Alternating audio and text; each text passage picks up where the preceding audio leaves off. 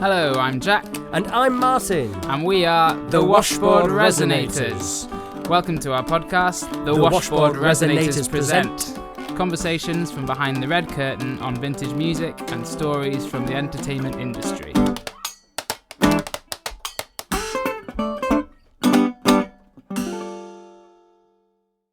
Hello and welcome to this week's episode of the Washboard Resonators present. And this week we're getting back into the interview with Makin with part 2. And this time we're going to get into how he got his hands on a prototype square neck and what that entails. I don't really know what that is, but we find out in the interview. There's more info on the process of how he put his amazing book together and some of the anomalies in the National Factory. He also talks about how he developed the trichome with his friend Allan Timmins and Don Young of National Resophonic. And finally, has a really cool story about when George Harrison just turned up to his house in Nottingham, as you do. So here we go. Hope you enjoy.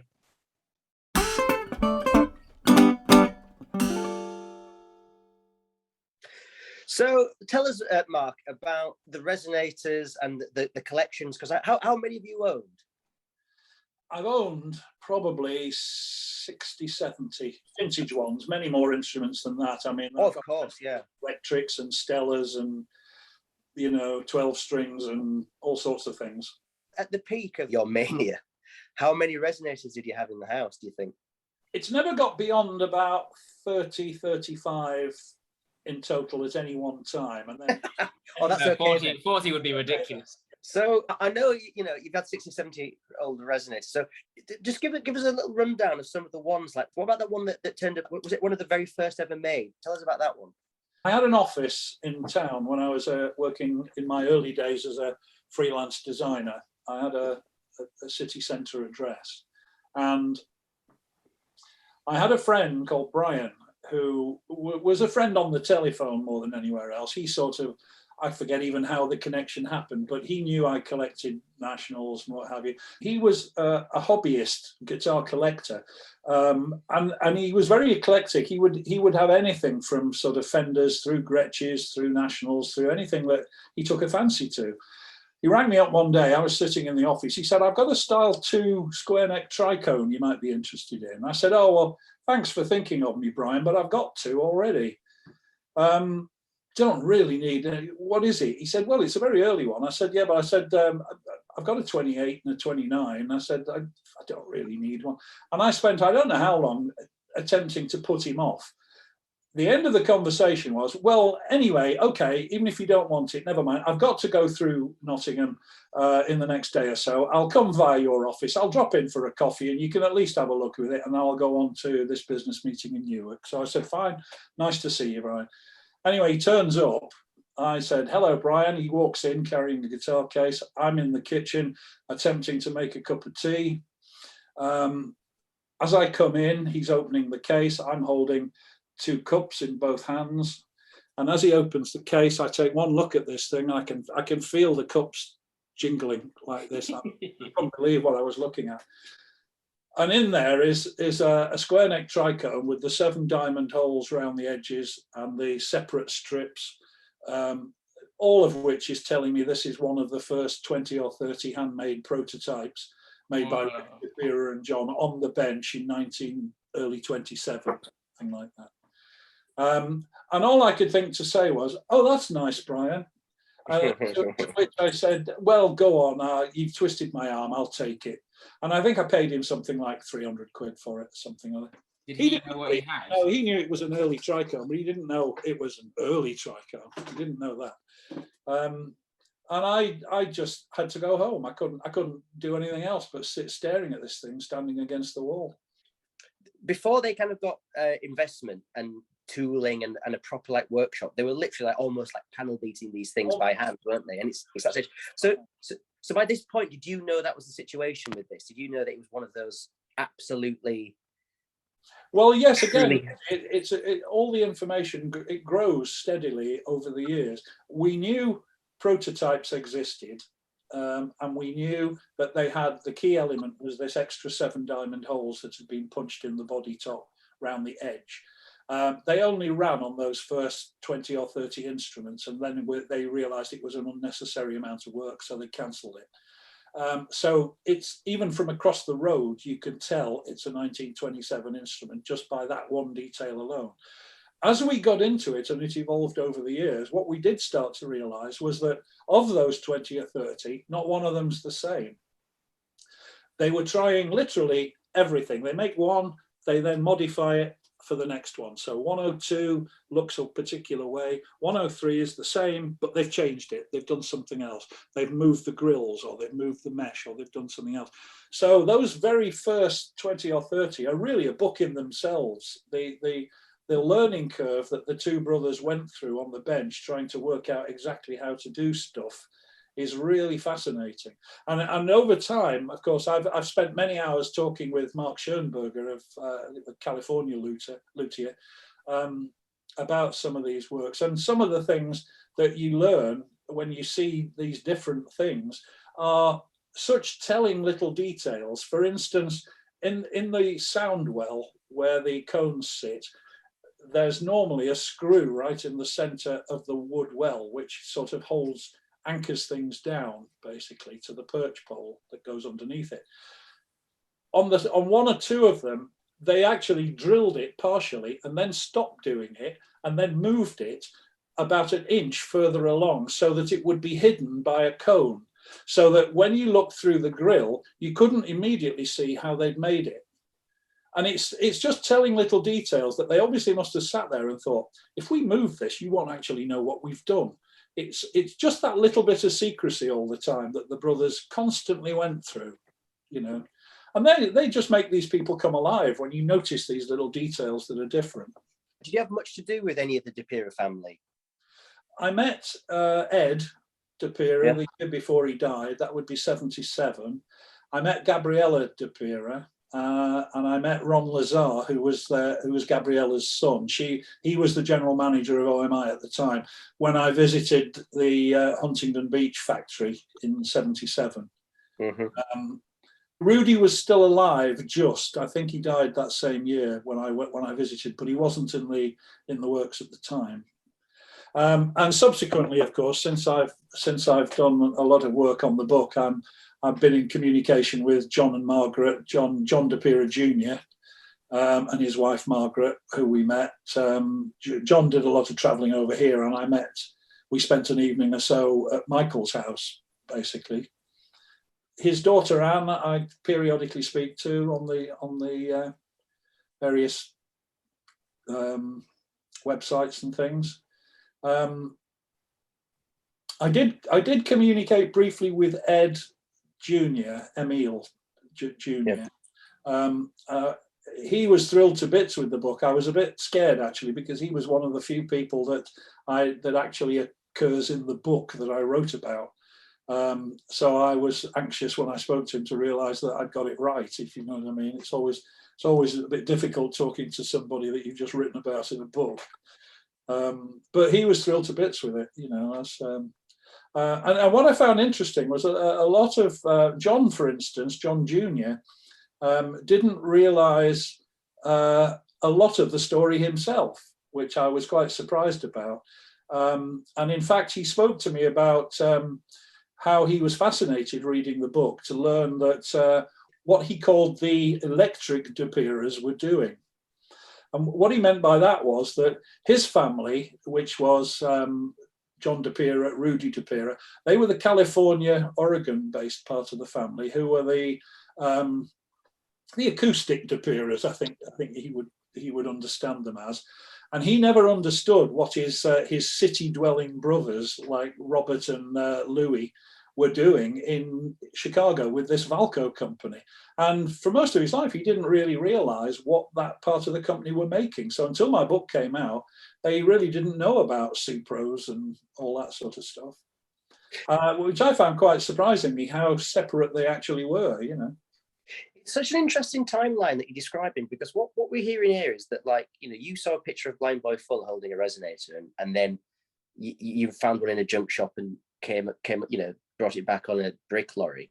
And somehow between buying this really early tricone and looking inside and getting a sense of what the guys were thinking when they were building these things, right to now, that you've been able to tell the family their own family history, their own family business.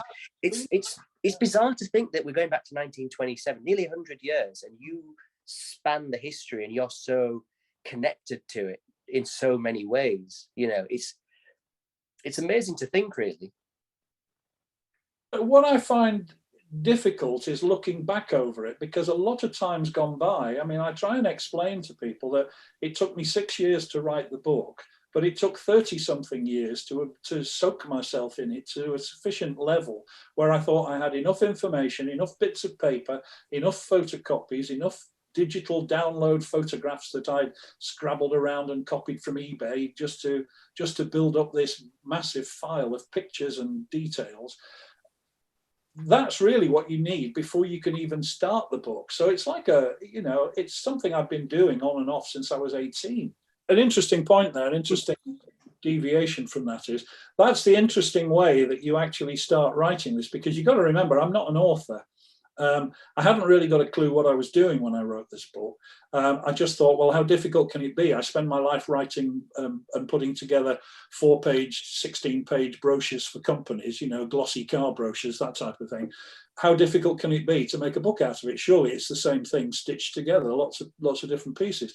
So I thought, so what actually happens, the logical process is, let's say you're looking at National New Yorker lap steels. The first thing you do is put your mind into that way of thinking, nothing else but lap steels.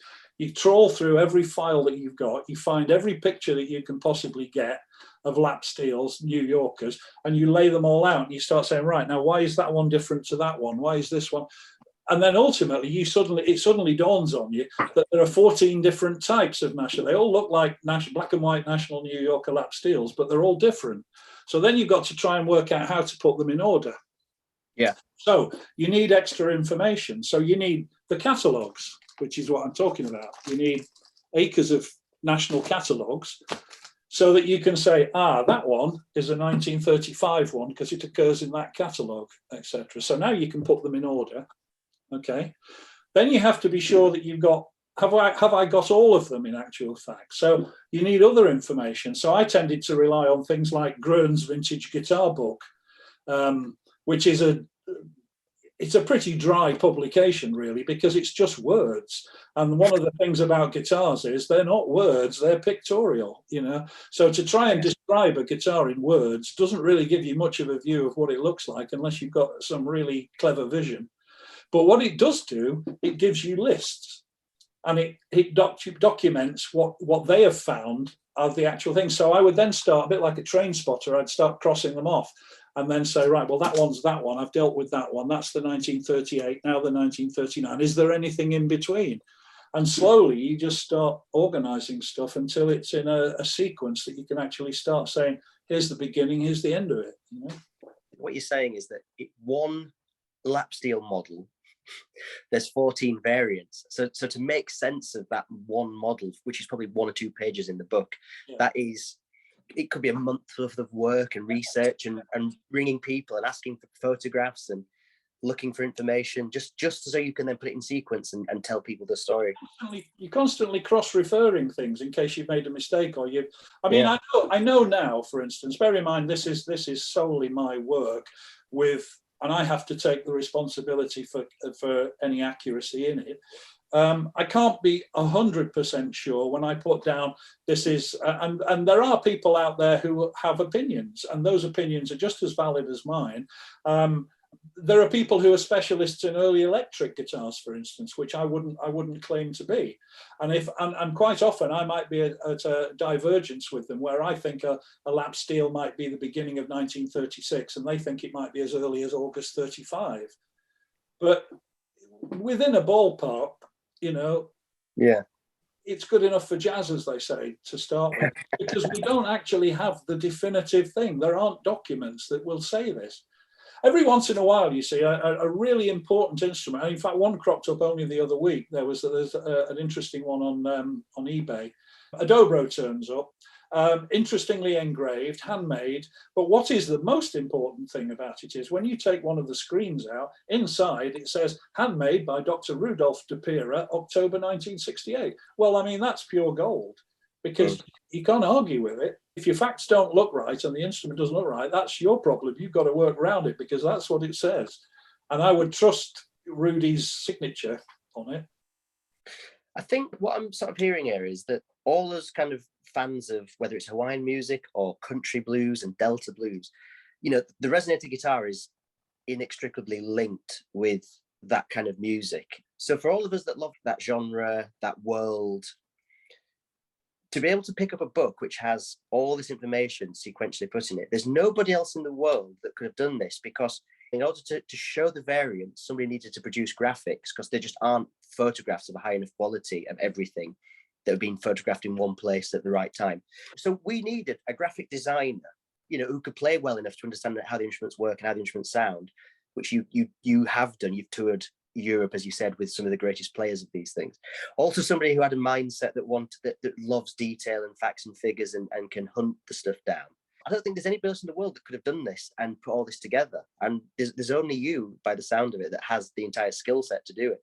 I think it's a mindset more than a skill set. Yeah. I remember when I was working through the stuff in the book. Obviously, I didn't start it with a complete understanding of exactly what the end product would be. And I've said to you in the past, if I had have been confronted with a copy of my book before I started, I would have just run away screaming, because I couldn't possibly conceive. I look at it now and think I can't possibly conceive I sat and drew 1,150 guitars like that. I mean, it's mental. It's mental. That's the right. You said it. I wasn't going to say it. I was going to say it. You know, but you see how it grows slowly, and the sort of way you can put it together. There was also a time when it could have happened, and a time before which it couldn't have happened. The digital world has allowed me to do it. I started originally thinking I'll do this because I was trained as an airbrush illustrator and various other things at college. And I was going to do it the manual way, which is frisk film and inks and airbrush spraying. And I was going to build the guitars like that. And there are 5 or 6 original full color ones in existence. I think Mike's got a few and this, that and the other. And I've still got a couple here. But I realized that it was taking me the best part of 3 days to do a finished instrument. The house was completely covered in ink. I was virtually choking, because, you know, and if I'd have done all 1,100 instruments like that, my house would be just full of artboard and overlay sheets, and, you know, and it was only because we got hard drives, digital storage, digital tablets to do it with, that allows it to happen in a sane way. So that really literally dictated, you know, that the power of an iMac dictated whether I could do this or not, you know. Can I ask a geeky question to try and I got to relate it to like geeky drum knowledge? Yeah, go on. But you know, this is where the people stop listening to the podcast. You know, you're talking about that. So someone opened a '68 guitar and it has the maker's name on it. Do you record that? Can you're doing your best, I guess, but can you fundamentally say that was released in '68 or whatever, because that's the date on it? But then in drum terms, because people didn't sign it, sometimes they had dates in, but that was like the date the shell was stamped, but that shell could have been on a shelf for 6 months. And then the wrap gone on and the hardware different. And B2, Bill Ludwig, was renowned for using up bits of hardware. So there's these anomalies that this shell came out in '60s, but it's got '50s hardware because he had it left, you know? Let's put it this way. The one thing that we did learn a lot about with the National Company, the more numbers we get, is they're certainly not accurate in any way whatsoever. We have many occasions where there are no serial numbers, where the letter should be at the front, but it's at the back, where it's got extra letters that don't make any sense. We've got numbers that are on bodies that shouldn't actually have been made into the guitar that they are, but have been made something completely different. So they're carrying the wrong serial number from another model. So for instance, we could have a Don, which is a German silver high quality instrument that's actually sent out as a style O with palm trees on it, which shouldn't happen. we have occasions where we have the same instrument standing in the, and Mark Schoenberger told me this one. He said, if I hadn't seen this with my own eyes and hadn't had both of them on my bench at the same time, I'd never have believed it possible. But I've got two Dons here and both of them are X16. I don't know what that means. Well, they both got the number X16 on the bottom, which means they're both, one of them's wrong. Let's put it that way. Have they got the same serial number? How did you get around them in the book? How did you actually catalogue them? Well, you have no choice but to sort of put it down and sort of say, well, this is what it is. It's up to you to work it out. Right. Put it in the serial number list. I have actually avoided some things in the book. There's my black museum of serial numbers that don't actually fit anywhere. And because there's only one or two of them, I can't make any sense of them any more than anybody else can. So I've just avoided them. Yeah. So you won't know about those. But there are what was one of them? There's one of them has got something like C27 FSXZ on it. And it makes no sense whatsoever. And it's the only one, so you just bury it. It makes no sense even trying to explain it. A good case in point would be, I think it's the D series. There is a stylo, a duolian, and a style 3 tricone, and a couple of other instruments. I think something like an early lap steel or something. Can't remember, electric lap steel. So it's a late period, but there are only 4 or 5 in that D series, and every one of those instruments is completely incongruous and completely unrelated to the next one. So what can you possibly say about the D series? But they've all got a D prefix. Yeah. Right. So that tells me that was maybe a sample batch or for a particular distributor. What we've sort of started to come to the conclusion of is there's with the tricones, for instance, they have very late headstocks but very early bodies, and they're almost like an amalgam of pieces that they had around that allowed them to complete an instrument relatively late on in the production line. So we're talking probably 1939-ish, something like that. And they will, for some reason, they've literally had to put a late piece on an early bit to get the thing out, to build it as a complete thing. And that might be the only constant thing, because the same thing's true of the Style O as is of the triplates. But it is assumption, a lot of this. Yeah, of course. And there would have been a time where whatever the serial number was stamped and somebody manually changed the serial number stamper, that would have related to a ledger which had meaning. Yeah. And obviously the ledger's long gone. Was it you that told me there was a story that there was a secretary or somebody that did work at National that got in touch with somebody and said, oh, I used to work at National, I've got documents, and then nobody went and got them and they vanished. What was that something, or have I made that up? Don told me.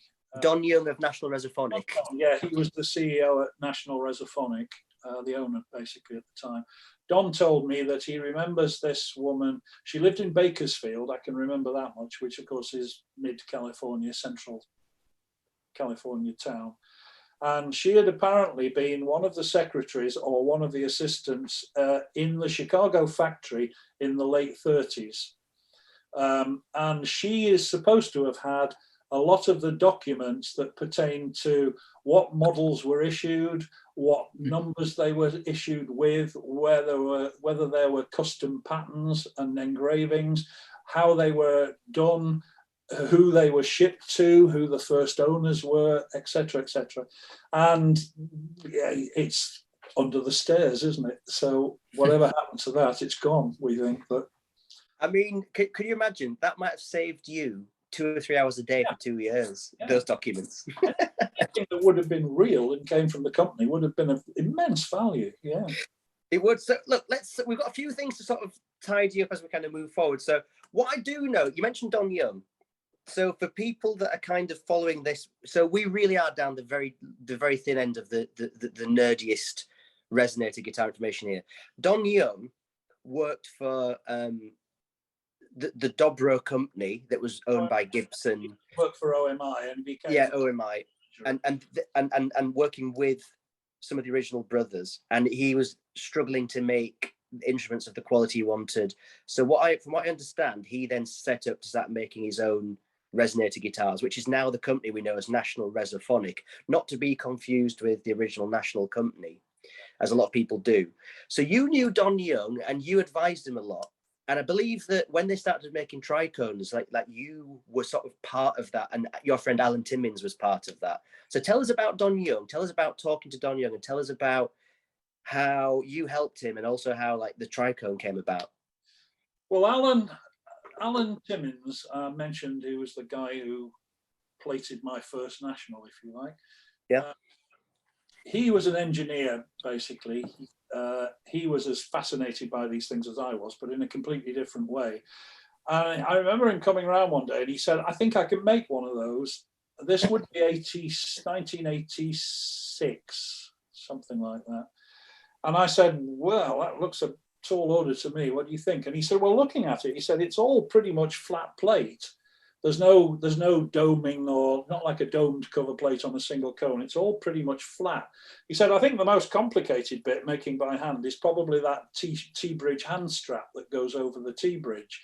He said, I tell you what, give me the cover plate off one of those. And he says, I'll see what I can do. Well, I don't think he'd been gone 24 hours before he'd come back with a perfect replica in brass of a handrest for it. And he said, I think I'll give it a go and make one of these things, which he attempted to do.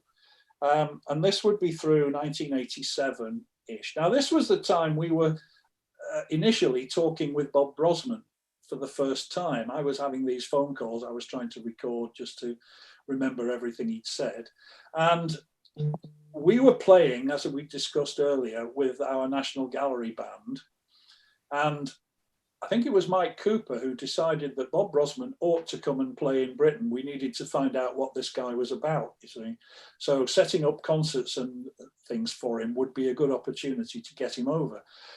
I think it was 87 when they celebrated, or the world celebrated, the 100th anniversary of slide guitar, which relates back to Joseph Kikuku and his initial attempts at playing in Hawaii. In order to celebrate that, this concert was set up called Sliding Round the World at the ICA in London, and we invited Bob to come and play at it. And that was the first time all the various Resonator family over here managed to sort of hook up with him and see what we were doing. Well, Allan and I turned up there with a finished nickel-plated triplate, which we'd made, which completely sort of threw Bob for a loop, because he thought he was in control with his buddy Don Young of where the National guitar was going in the future. So did you meet him at Heathrow Airport with a brand new tricone? His plane was late and it was all a last minute thing. In fact, he was almost ready to go on stage. He came straight in through the door, opening his case, and got on the stage. So right, I see. So okay. Yeah, but no, all this happened afterwards. But then he realised that these hick people in the UK weren't as out of the loop as he thought. So he then gets on the phone to Don and says, these guys in Britain are making these things.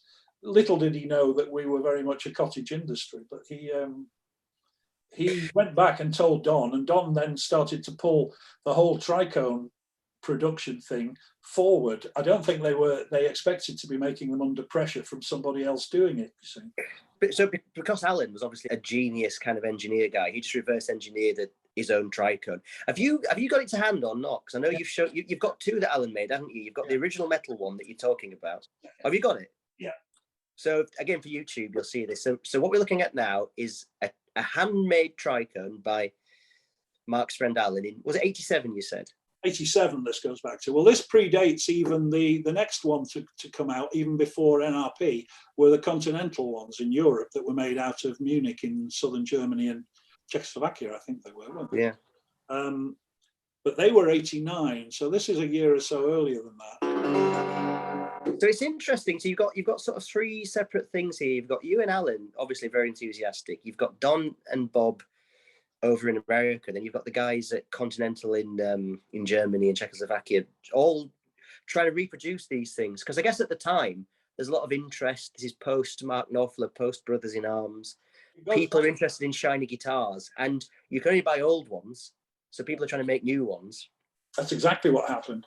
The German ones came out of a chap who, I forget his name now. He ran a music shop in Munich. he had connections with people who were fascinated by them, who were engineers in Czechoslovakia, who went on to become the Amistar company. They were, at the time, they were having necks imported, I think, from Japan. So it was very much a sort of a tri-country construction there. But that, as I say, that evolved into the Amistar company.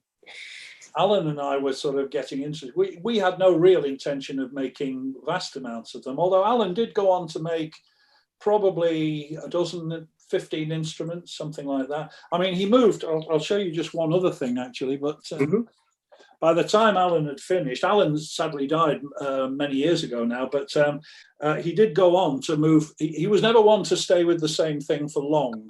Once he discovered he could do it, he was off doing something else. And he decided he would make carbon fiber instruments. So the next thing he comes up with are these things. Wow, look at that. So again, just to tell people on the podcast, so what we're looking at here is essentially what looks like a black tricone guitar, but all the metal work, like the grills and the cover plate, is metal. It looks really beautiful in black with all that, the silver plate. This one is a little bit of a co-construction. It is actually the last instrument that Allan made before he died. It was actually in his workshop without a neck on. And my friend John Alderson, who's another great luthier, assembled the rest of it for me, just so that we could get it to a point where it became an instrument. Other than that, it would have probably just been a part and got thrown away, which I didn't really want to happen. No, so it looks beautiful. So what are they like as instruments, those? Well, they have a different sort of sound. Allan is a curiosity, as I say, because he would move very quickly and he would do what he wanted to do, irrespective of whether he had the full amount of knowledge. So in other words, he'd just go for it and make things. So Allan made these carbon fiber instruments literally by making them in the same way you would use fiberglass sheet and use a resin and coat it all up and build them into molds and all the rest of it. He would do all that, but then he would finish it off with fiberglass inside. And it would stay quite rough. He wouldn't do it. Now, anybody will tell you, if they work in the carbon fiber industry, is high tech beyond belief. They make Formula One racing cars of this stuff. It's not a throwaway thing you do with a decorating brush on the bench, this stuff. It's a highly engineered, carefully temperature controlled, engineered thing. People who know about this look at Allan's, in the inside of Allan's, and say, well, it's a bit rough, isn't it? I said, yeah, but the rest of it's fine. I say, yeah, but Allan didn't worry about the inside. But the result of that is it has a great warm sound. Funnily enough, the ones that are made in subsequent years with carbon fiber, where they're absolutely precision engineered, have a bit of a sort of a harsh sound. And I always put it down to the fact that Allan, through serendipity, managed to get a wonderful sound out of it, not really knowing why, to be honest. Now, Allan made probably, I think, 6 or 7 of these instruments. Dave Peabody, a British blues singer, plays one. Mike Cooper has got one, which he's very fond of.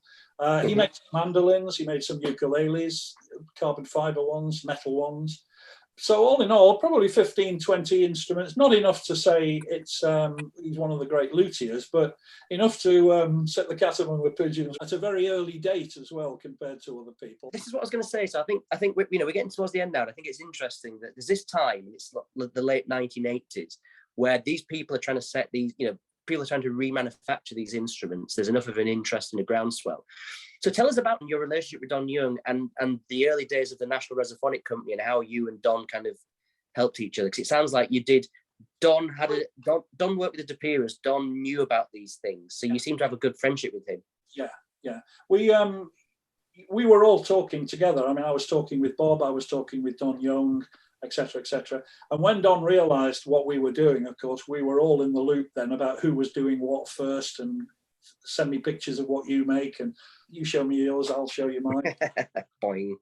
And there was a point at the beginning where Don's specialisation in those early days was a single cone instrument. So, as most people will know, the Jazz Blues and the Islander were the first two that they really put onto a production level of things. They were talking about triplates. It was obviously the way to go, but I don't think they'd got really much intention of doing it that year. This would be 88, 89. Yeah. But when they did get around to doing it, I remember us having a conversation with him, and he said, well, we're a long way from doing it because we need to get the T-bridges cast, etc., which was proving a problem for them. And Allan said to him, I've already done that. I've made patterns for them and I've had them cast, etc. I can send you whatever you need initially. And Don said, well, that's a great idea because it means we can get some of the trichomes out sooner than we thought. So I think it was the first 21 triplanes that came out of NRP. I've got Allan Timmins T-bridges in them before Don finally got around to making his own relationship with a slush casting, sandcast foundry, as it were. That's cool.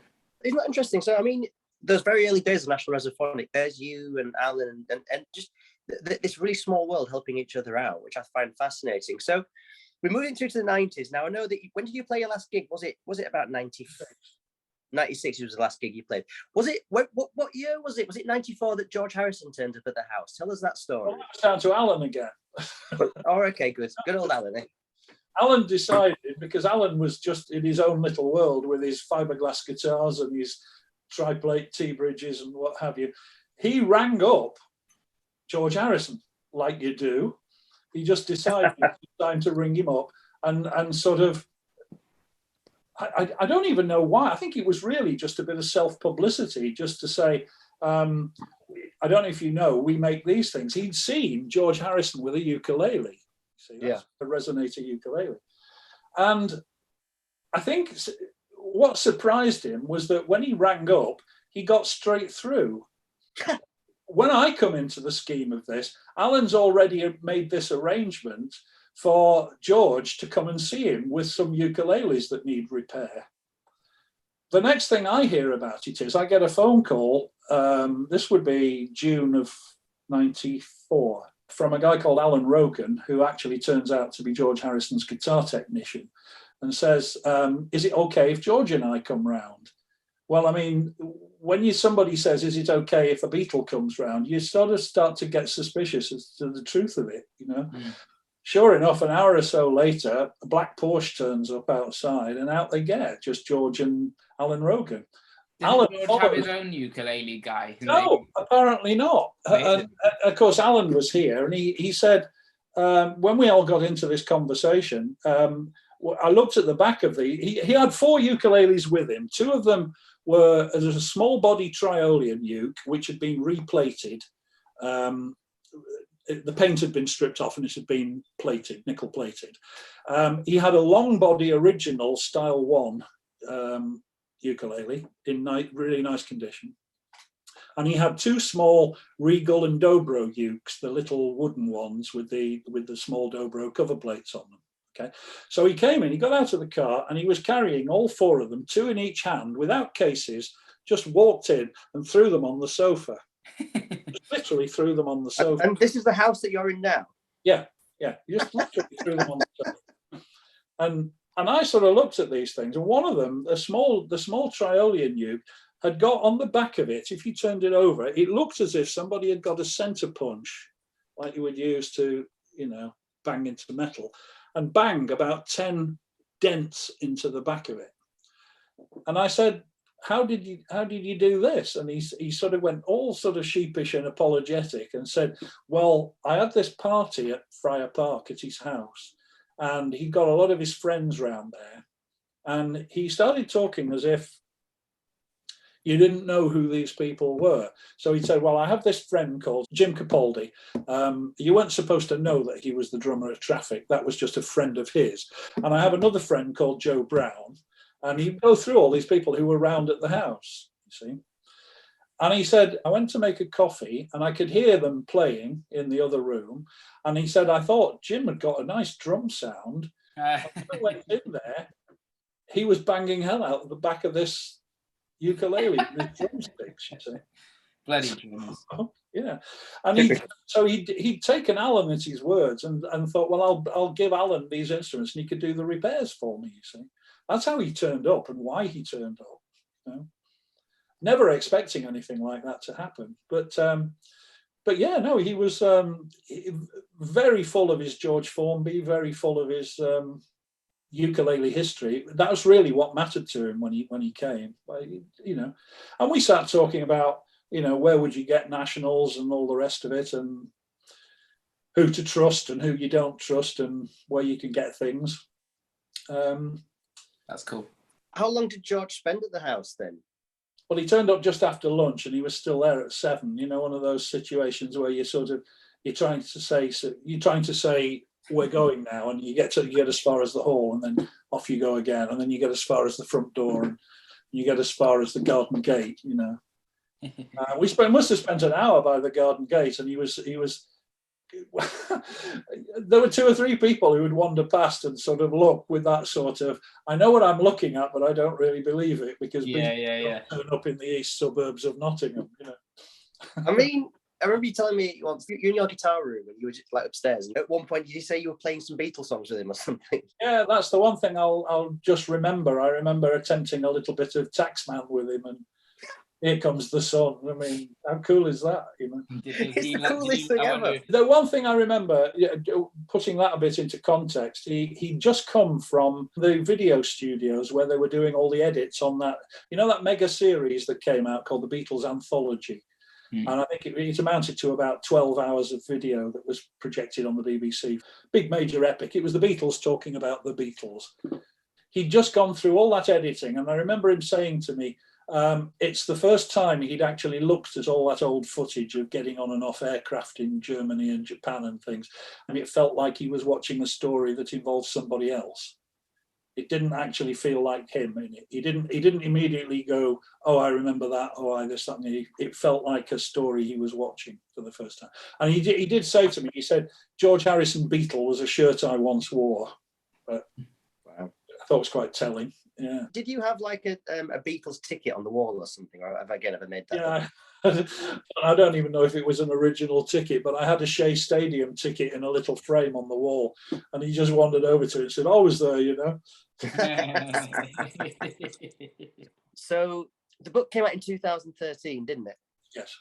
And here we are in 2022, so that's like 9 years ago. So just tell us a little bit about finally getting the book done and how that works, because it's an amazing resource for people.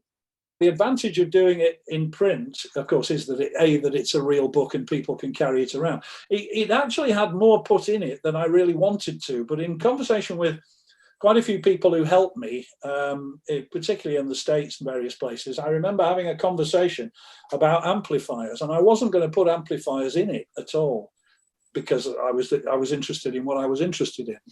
And I remember the conversation went along the lines of, if this is going to be the definitive book with the serial numbers, and you need everything in there, because if somebody's going to go to a trade fair to buy a vintage guitar, they don't want to be carrying 10 books. If you've got stuff to put it in it. It's a very big and heavy book. And I think I said to you, like, when I first received my copy, I couldn't comprehend what I was looking at. It took me some time to get my head around what actually was in there. Does that kind of make sense? Because I've never seen a book with that scope. I'm aware how long it takes just to idly flip through it. It's something like 2.5 to 3 hours. That's if you're just turning pages over and just... We had a conversation, didn't we, about maybe 7-8 months ago, and we were talking about something, and I didn't understand the sequence of lap steel. So I read your book like a storybook. So I had like at least followed the family tree through. And it was a couple of hours every evening for probably a week until I kind of finished it. That's why I'm aware, when I start looking at it with those eyes myself, I'm conscious of the fact that I can't believe I actually bloody did this. It's incredible. It's an incredible work. And this is what I think is really nice to share with people, because there's a lot of, Resonator and blues enthusiasts around the world that might own this book, is to give them the backstory and what goes into making it, so they can maybe appreciate just what's gone into it. You self-published, and I know that you stumped your own money up. We don't necessarily need to talk about figures and stuff. Are you in debt with this book? Are you in profit with this? I'm actually, as at the beginning of this year, we're actually in profit. So for 9 years of selling these books yourself, you've been in debt so that people could have this information personally. The other thing that it comes down to, of course, is, as you know, my backstory being a graphic designer, I actually work with an infrastructure of printers and various people. So I know these people. And it was really a coming together of friends of mine who had printing companies who said, look, I'll sort this out. We'll get this going. We'll do this, something. A lot of which would have been much more problematic if I was just walking in and saying, print this, please. I'll pick them up on Tuesday, you know. Well, I'm sensing a lot of altruism on your part. Like, obviously a lot of occupying yourself and getting information, because that obviously is important, but the fact that you then did eventually find the confidence and get the help to like finish it and share it and then stump the money up, I think there's just underlying that there's somebody that just wants to share the information and make the world a better place for people that are into this and I needed the story to be out there. Going full circle, I don't think I ever got over the fact that I was told absolutely nothing by Chris Hayes at the Melody Maker back then. These things can't be just this. Is that it? You're just going to dismiss them like that, you know? Yeah, if Chris Hayes would have come back with like, you know, like a few paragraphs, John DePere and these guys, 1927, you'd have been like, that hole is filled, and the rest of your life you'd just been playing some music and been fine with it. But no. So I just wanted to ask one more thing about, are there any guitars you've had in your collection, you know, the one that got away, or a couple that really significant ones that you still have or that have gone now? Interestingly, what you've hit on there, Jack, is I have changed over the years, because I don't go on eBay at places with an intention of actually fighting somebody for the stylo that's turned up. It doesn't interest me anymore. I've sort of done that over the years. But what does interest me are the things that you don't see, you don't get the opportunity to have, the rare stuff that turns up you weren't expecting, those sort of things. I mean, there's a couple here, for instance. Most people will know this is a Style 97. This is the... Has that got colour on it? Yeah, it's sort of blue and white and orange. I don't know what you can see there on it. People will have to look on YouTube or whatever if they want to see it. It's basically a tenor guitar, you know. Okay, interesting. 4 strings. Yeah. What's intriguing about it, though, is that in 20-something years, and I think Bob Brosman found one of these in 1989, something or other, and located it in his book in the numbers. This is the same instrument. This is it. We've never found another one. There's only one. Yeah, for all the... well, I'm not saying there is only one, but apparently there's only one. Nobody else... Up to now, there's only one. So... Unless, as they always say on these things when you're talking to the world, unless you know different, you know? I don't know. So you find these sort of things are intriguing. You can't really value them. You don't really know what to suggest.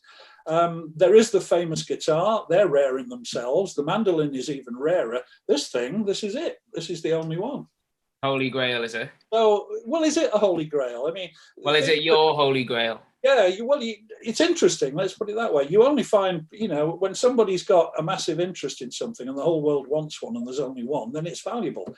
But if you've got the only one and nobody really knows it exists, it's a different thing. And then there are these things. I mean, this one, this thing is a National Resophonic. There is an NRP model out now called an Estrolita. Well, if anybody's unsure what the original Estrolita was, it's this thing from 1934. I got this thing as a complete basket case. It was a bag of bits, basically. Broken, dirty, covered in grease.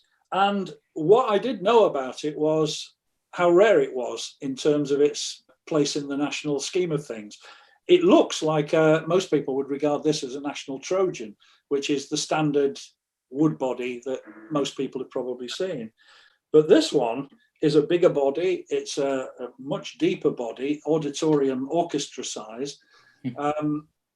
And so far, I think we've found about 14 of them that exist worldwide in total. So I wasn't about to let this one go, just the fact that even if it was a basket case. And my good friend Mike Lewis in Paris, I sort of threw this at him saying, I don't know if you can do anything with this, but can we rebuild it? And what he did with this is just spectacular. It looks as good as new from what I can see here on the Zoom call. Absolutely brand new. And I can't describe how bad the neck had been worn out sideways, not just worn across the fretboard. The side was. That probably means it was a good instrument, does it? Because someone really played it. Crashed it to death for years and years, and their hands were like sandpaper. and they just literally worn the entire instrument out.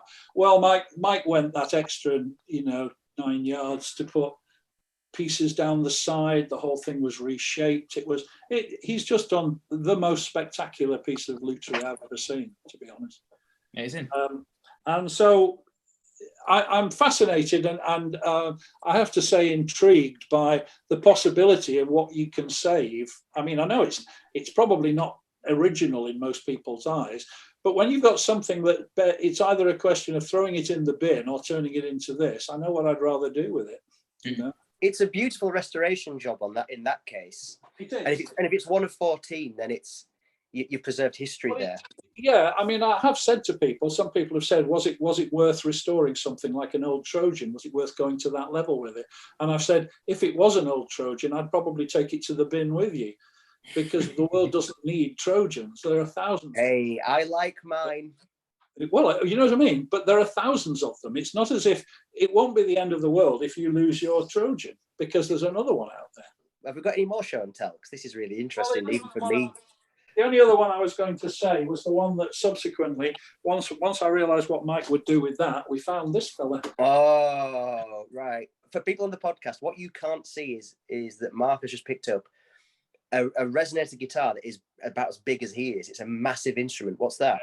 Well, this is a National Aragon. Again, they're normally too expensive to consider buying. This, again, was almost a basket case. And I thought, well, it might be worth grabbing it. Again, it doesn't, I mean, it looks, again, brand new, but it doesn't look totally original in that sense.